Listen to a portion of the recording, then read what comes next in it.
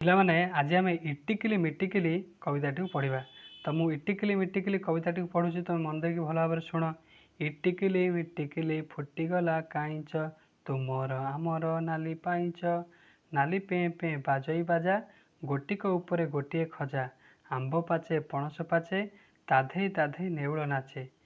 ଧେଇ ଧେଇ ତାଧେଇ ଧେଇ, ହେଇଟି ନଟ ହଟ ଚମଟ। ଛାଡ଼ ବାଟ ଯିବି କଟକ, କଟକରେ ମୋର ମାମୁଁ ଘର। ଖାଇବି କ୍ଷୀରି ପୁରୀ ସର, ଚକା ଚକା ଭଉଁରିଲ ମାମୁଁ ଘର ଚଉଁରୀ। ମାମୁଁ ଖୁଆଇବେ ଲଡ଼ୁ, ମାଇଁ ଖୁଆଇବେ କ୍ଷୀରି। ମାମୁଁ ଘର କ୍ଷୀରିସା, ମୁଣ୍ଡା ମୁଣ୍ଡା ମୁଣ୍ଡା ଆରିସା।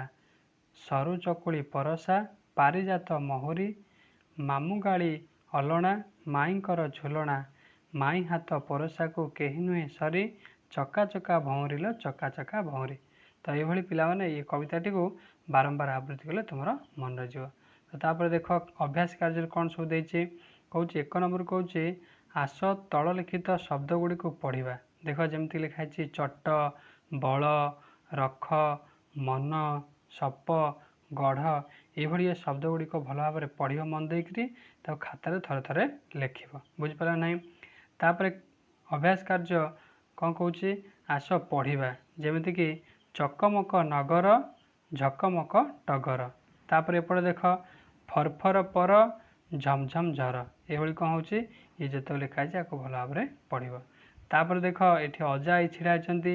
ଅଜା ଆଈକି ନେଇକି ଗୋଟେ ଲେଖା ହେଇଛି। ଦେଖ ଆଈ ମନ ଉଣା କରି ବସିଥିଲେ। ଆଈ କ'ଣ ହେଉଥିଲେ ନା ମନ ଉଣା କରି ବସିଥିଲେ। ଅଜା ବୈଠକ ଘରକୁ ଆସିଲେ। ଅଜା କେଉଁଠିକି ଆସିଲେ ନା ବୈଠକ ଘରକୁ ଆସିଲେ। ସାଥିରେ ଜଣେ କୃଷକ ଓ ଋଷି ଆସିଥିଲେ। ସେମାନେ ଆଈଙ୍କୁ ଔଷଧ ଦେଇ ଚୌକି ଉପରେ ବସିଲେ। ଏଥର ଅଇର ଖାରବେଳ ଗପ କହିଲେ, ଶେଷରେ ଅଜାଠାରୁ ତୁରି ନେଇ ଫେରିଗଲେ। ତ ପିଲାମାନେ ବୁଝିପାରିଲେ ନା ବୁଝିପାରିଲନି। ତ ଏଇଟା ଥିଲା ଆମର ବିଷୟବସ୍ତୁ। ତ ଆଜି ଶିଖର ନମ୍ବର ଯେଉଁ 2 ତୁମର ବହି ଅଛି, ସେ ସମ୍ପୂର୍ଣ୍ଣ ରୂପରେ କମ୍ପ୍ଲିଟ୍ ହେଇଗଲା। ବୁଝିପାରିଲେ ନା ପିଲାମାନେ।